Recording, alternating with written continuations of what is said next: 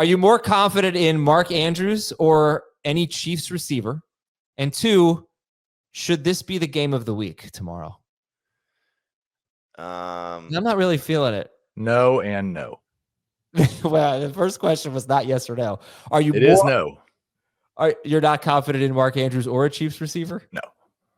I am more confident in starting a Chiefs receiver than I am Mark Andrews. Do you know Mark Andrews' last 5 games against the Chiefs? I'm guessing bad. Bad.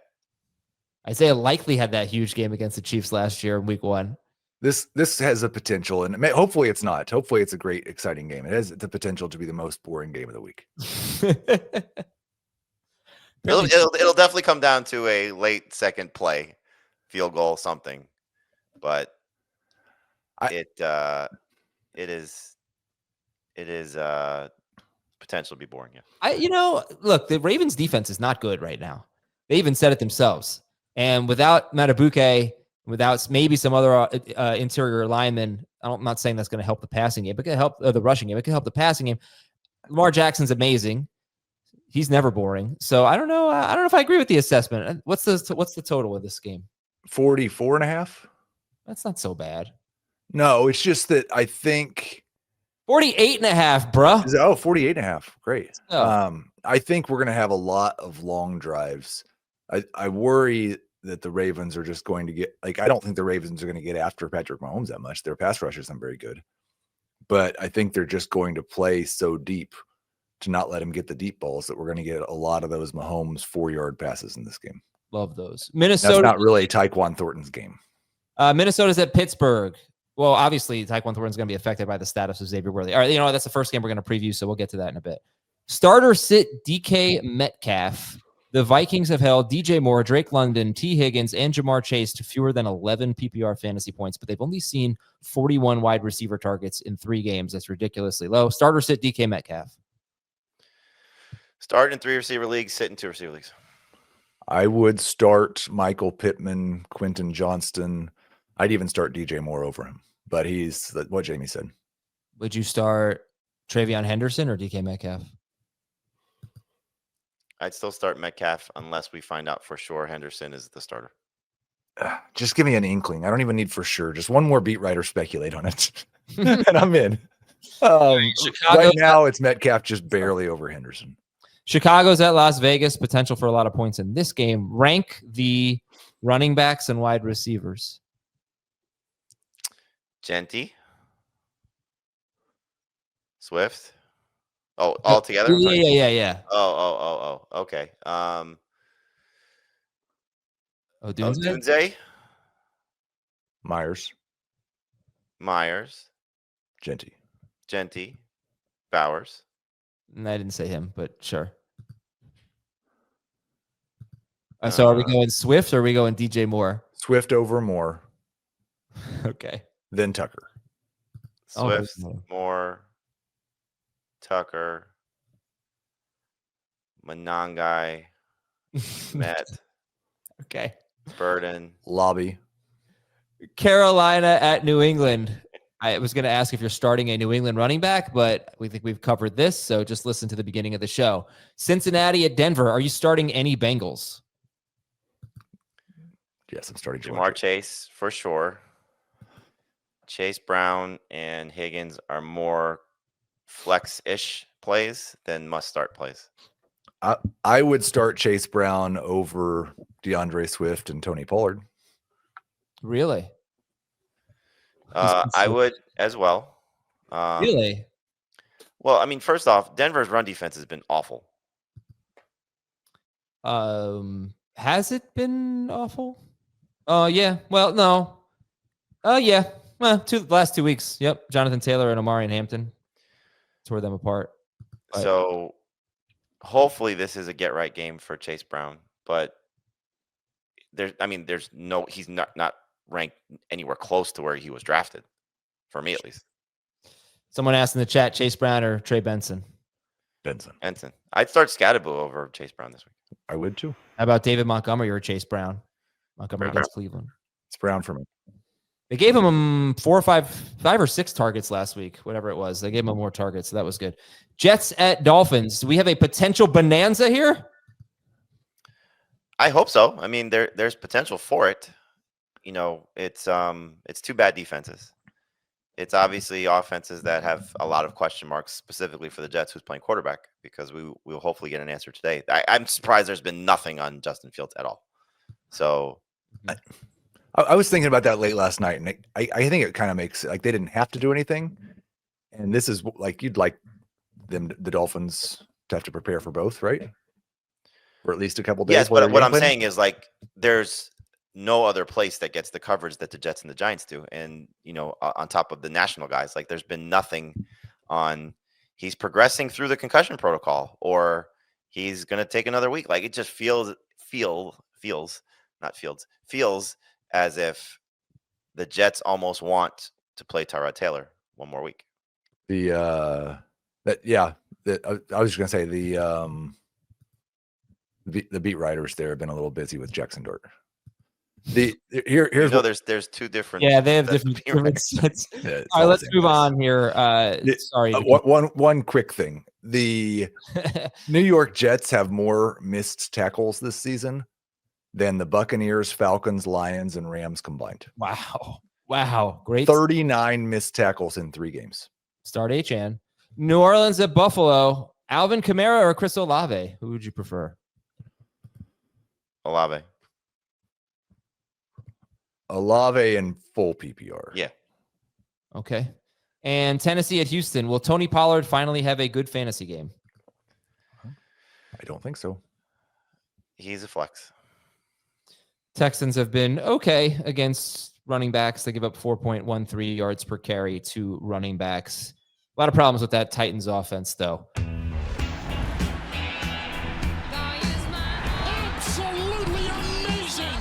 Lamar dancing around the pocket. He does this so well. All the way for the touchdown.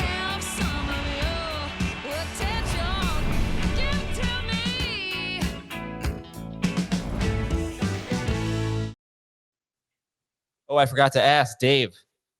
Any important injuries in the Baltimore-Kansas City game? I mean, there's Matabuke. You already talked about that. Okay, just thought I'd ask you about the Baltimore-Kansas City game randomly on a Friday. All right, one question for each game. Cleveland's at... What did I miss? What is that?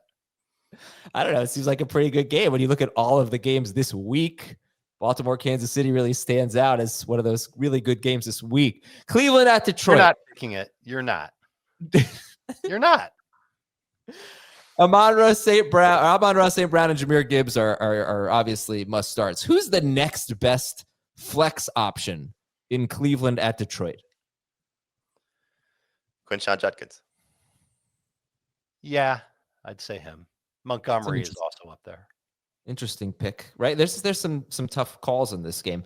But Montgomery, you mentioned, I'll just say in the last 2 games, the Browns have held Derrick Henry and Josh Jacobs to 27 carries for 53 yards. Oh, go further than that because you factor in Chase Brown as 48 carries for 96 yards. Oh, you know what? I have no respect for Chase Brown's ability to run the ball, so I didn't factor it in. But yeah, you're right. But I believe he's the only one that has a touchdown against them. Yeah. Philadelphia is at Tampa Bay. Did Jacobs score in that game? No. All right, Philadelphia at Tampa Bay. Rank the wide receivers. A.J. Brown, Emeka Egbuka, an injured Mike Evans, Devontae Smith, and then Chris Godwin. Okay. Dave, agree? Yes. Wholeheartedly. Chargers at Giants. Kind of a weird question, but is this a start everyone? Obviously, you're not going to start Jackson Dart, but the relevant guys is this kind of start everyone game? I guess the question would be, is Wan'Dale Robinson in that category? As the number 3 receiver that he is, I guess. But Scadaboo is a must start. The 3 receiver. I'm asking, is the 3 receivers for the Chargers? Are we feeling good about this game in general for points? Slot receivers have destroyed the Giants, so hopefully this is a good game for McConkey. It's hard to get away from Keenan Allen and Quentin Johnston at this point, certainly in 3 receiver leagues. I think Robinson in 3 receiver leagues is definitely in the conversation, as he's going to be every week. So just, auto start him if you have him there. So yeah, for the most part, I guess so. I mean, Hampton's a must start guy. Herbert's a must-start guy. Yep. Yeah, Dart, kinda I'm stashing. I'm stashing Dart. Anytime you've got a quarterback who A, runs, and B, throws some league neighbors, that guy's got upside. And he's got a great matchup next week. So, like, if you've got, we talked about this on the stash episode. Caleb Williams, Jordan Love, they're not playing next week. There's a bunch of other quarterbacks that have tough matchups. Getting ahead of week 5 now is important. And Jackson Dart's one of those guys you could just stash, see how he does. If he looks good, he's got the Saints next week. You can absolutely start him there. And as for the Chargers receivers, I would rank Quentin Johnson the best of the 3. I agree with what Jamey said about slot receivers against the Giants. There's a bunch of short area receivers that the Chargers use. Obviously, it's McConkey, it's Allen. Gadsden could get into the mix a little bit. Quentin Johnson runs some short routes as well. I just think there's the most upside with Johnston at this point. Okay, Jacksonville's at San Francisco. Brian Thomas Jr. or Travis Etienne? No. No? Etienne. So, by the way, can I go back to the previous game, Dave? Do you think Quentin Johnson is the best Chargers wide receiver rest of season? I'm pretty close to being there, yes. Wow. All right, you're buying it. He does different stuff than the other receivers do, and he's more explosive and he's getting work. He seems different. Seems like he's just more locked in than he's been in the past. McConkey's a very close second. Keenan Allen's the one I'd sell high on. McConkey does not have a single green zone target. He's just not getting any looks where it matters right now. The good news is that he looks the same. It's not like he's slow or not agile or anything like that. So a terrific buy low guy. I just wish that he was getting more work. And the problem is that the Chargers are feeding everybody. All right. Colts are at the Rams. Start or sit Daniel Jones? I would try and sit him. Agreed. You guys have him about 16th or so. And he's been really good. I mean, he had scored 24.6, I think, fantasy points against Denver last week. I think the only reason he didn't have a good game last week is because Jonathan Taylor scored 3 touchdowns. So I guess why, Jamey, is Daniel Jones a sit this week at the Rams? It's a good week for quarterbacks. So go back to what I said each of the last 2 days about there's a handful of guys that I think will have good performances this week that I don't think a lot of people are going to start. So he's in that group. But you got to give the Rams defense some credit. I mean, I know some of it has been matchups, but you've highlighted this quite a bit about going back to last year. Like, they've been very good at quarterbacks for almost a full season at this point. So I think it's going to be a little bit tough for Jones. I think he'll be right around 20 points or less. So does not qualify for me as a starter this week. And I think there are just some better, like Geno Smith for me is a better start than Jones. I would start Tua over Daniel Jones this week. I think there's more upside with him taking on the Jets. So, 2 guys that were not started in the last couple of weeks by comparison to where Jones has been. Okay. He's been spectacular, except when he's been pressured. His completion rate drops from like 80% to 50%. His off-target rate basically doubles. His yards per attempt average drops by 3 yards. It's the same story as it was in New York. When he's pressured, he's going to make some mistakes. There have been throws he's made where pressure's near him and he's on the money. I think the Rams get after him just like they got after Jalen Hurts last week. Okay. And what are we at? Green Bay at Dallas. Who's a better flex, George Pickens or Javonte Williams? I'll take Pickens. I think I like Pickens better too. I want to give a stat since this game is probably not going to happen. We're not going to talk about it for another 2 or 3 hours. My favorite stat that I found this week, it kind of feels like a long shot, but let's give it a try. Matthew Golden, he runs go routes on 27.4% of his routes. That's the 7th highest among 87 wide receivers with 60 or more routes. Okay, so if you missed all those numbers, Matthew Golden runs a lot of go routes. The Dallas Cowboys so far have allowed 5 catches for 192 yards and 3 touchdowns on go routes. No other team has allowed more than 80 yards on go routes, and the Cowboys have allowed 192. They get beat deep all the time. That is what Matthew Golden does. This is breakout week. Yeah, you said it yesterday. So I mean, look, it's tough. It's tough to evaluate him. He's not a top 24 guy or anything, but no, you can't, start him yet with a lot of confidence. But I think if you're looking at it from the standpoint of, okay, my team needs this and he's been on my bench. So flex, number 3 receiver, he's in, like I would start him over Wandale, for example, just if we're looking at it. Wan'Dale's floor Right. is definitely safer, but the ceiling is much higher for Golden this week.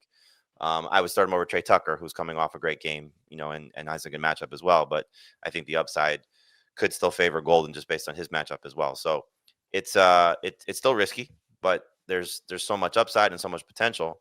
And you started to see a little bit of a flash last week against a good defense for Cleveland. So hopefully it starts to carry over and you start to see the guy that was a first round pick and, somebody we were excited about coming into the season.